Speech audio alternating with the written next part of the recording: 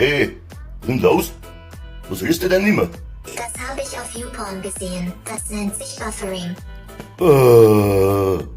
Ist die blöd.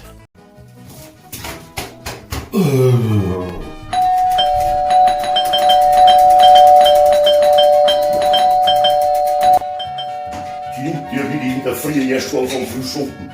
Bursche, halt doch Schlucker, dich.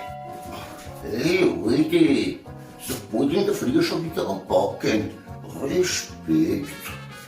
Servus. Ein jedes Dorfkind hat so eine Disco in seiner Nähe, oder? Servus. Und? Geht schon jetzt? Hey, komm rauf. So kommst du hier nicht rein. Zieh dir was Gescheites an oder verschwind. Und? Was ziehst du? Na, also geht doch. Einer war gestorben. Ja, und auch mit solchen Szenen wachsen wir Kinder in Bayern auf.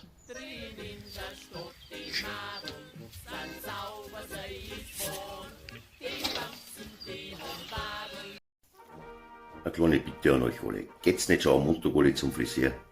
Die sind so lange daheim gewesen, die sind aus der Übung. Bei mir hat's jetzt selber eine Freundin probiert.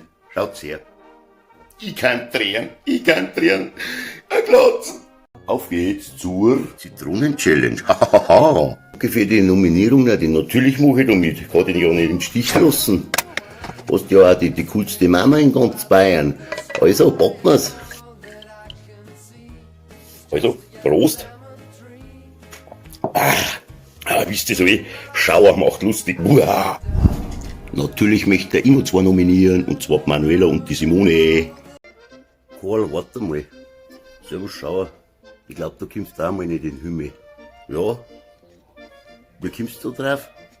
Weil Torschop ein Teufel.